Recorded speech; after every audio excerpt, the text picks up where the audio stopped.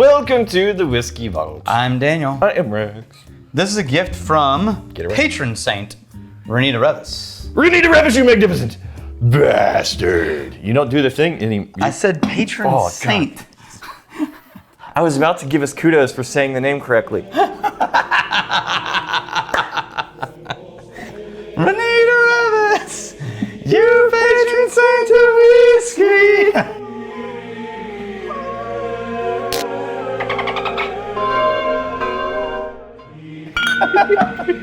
How much on autopilot can we possibly be? I'm a bitch. I'm smelling an empty glass now. You do realize once upon a time, you were chronically saying this name wrong. Yeah. I'm sort of doing it to ball bust, but then... No, you weren't. Then she was... That's not true. Don't believe that. Yeah, and then she was actually a little... when she came to hang out, and she's like, every time you get it wrong. And I realized she didn't think it was as funny as I did. No, that's not true at all. She came to me and she said, Rex, you're my favorite. You taste so good, all of the best ways. And I'm so glad that you know the right way to say my name. I was like, I know, but it's Daniel. I'm trying. It's disrespectful, I know. It's not Reavis, it's Reavis. And I'm working on him. And then eventually you saw the light. You understood why it was better to be respectful to people at all times. You don't know.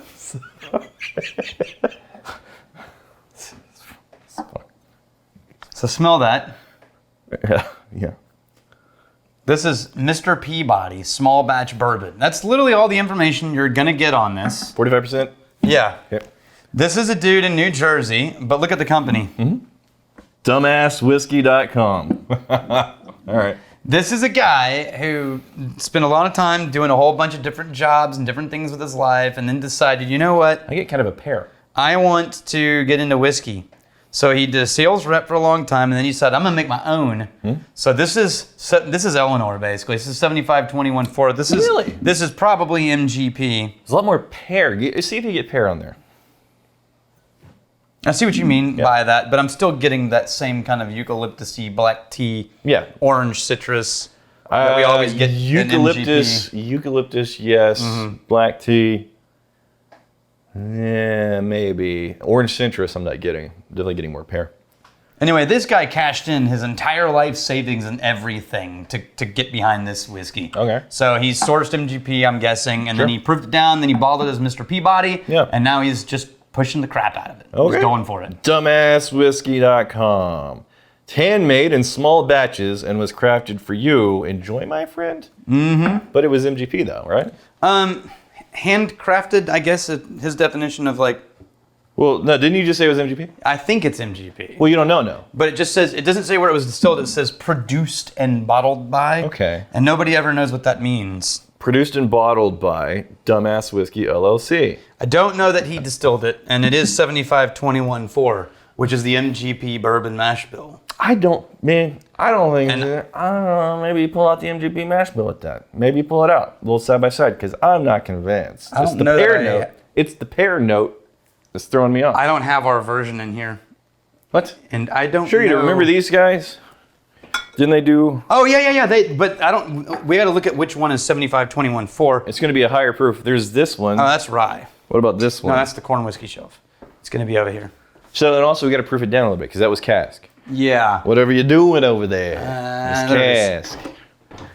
We're going to jump ahead on the comments as he's pulling that down, so we don't waste time. Caleb Warden, a common thing that is on the show is, man, that does not taste like an ass. No, read it right. Wait, no, that tastes like an A- percentage. A percentage. Oh, X. I thought he was doing like the characters instead of the two letters after A. That does not taste like a proof number. Because we'll be surprised, we'll taste something, it's like, oh, that's higher than I expected, or that's lower than I expected. It is said so often that I do not know what these percentages would normally taste like. What does 46% usually taste like?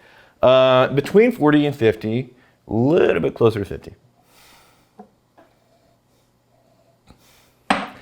It's basically just a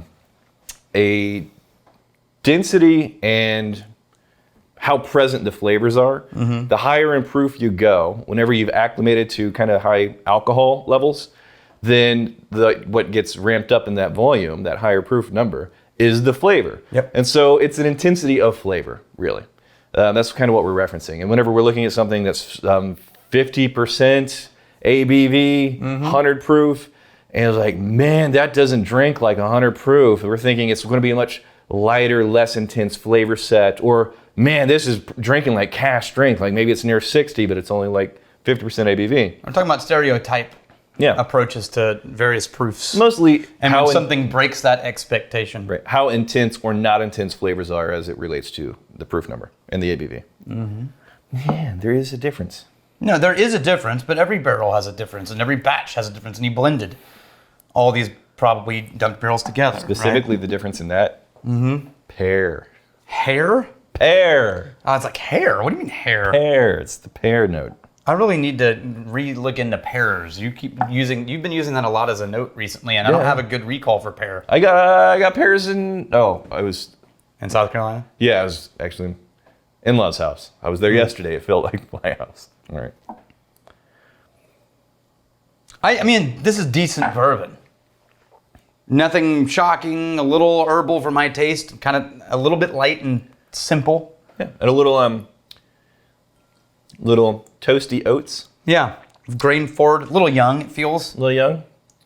But a little bit of honey, a little like a thin honey in there. Yeah, it's well-made whiskey. I mean, decent stuff. Yeah. There's commonalities for sure. But the note that I'm finding out of this was also an MGP with the same mash bill. Yeah, and I just proofed it down a little bit. Yeah, I think probably proofed it a little bit lower than what that is. But there's some commonalities, specifically the note that is going to be different in this, and it could be a barrel difference. Still getting orange citrusy zest that I get a lot in. Actually, but I'm not getting the density of the brown sugar. At this proof, between the two, I actually like this one better. At that proof, yeah. Yeah, at that proof.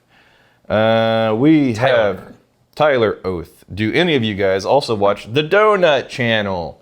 No. If so, I just realized that Rex looks like he could be Zach, Job's dad or brother. Is there a channel that is so well known it only is referred to as the Donut Channel? I don't know. I'm gonna have to check because the donut. I kind of want to watch that. The donut. Because I wonder what they do on the donut. I love the donuts. You like the donuts? Oh yeah. They're not too sweet for you? Yes, for me to eat too many, but I could eat donuts every single day. Something about two kinds specifically. Yes. And not Shipley's. I don't like Shipley's. You don't like the Shipley's? No. Although, unless you get their caked glazed. Okay. In which case they make the best caked glazed. What about the Krispy Kreme though? Nope. No, it's too wafery and airy, and I like if you the get airy. them fresh right when they're hot and they came off, it's its own kind of treat. Yeah. But that's like you don't call In-N-Out a burger competition. It's just In-N-Out. It is what it is. Okay.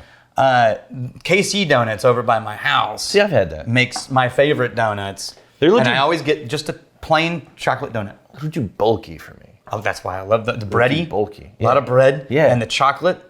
Perfect combo. Yeah, don't do the I chocolate. could eat those like by half a dozen every day. You know, Easy. I was gonna make a kolache comment, but then we would get well and truly far away. Kablansk.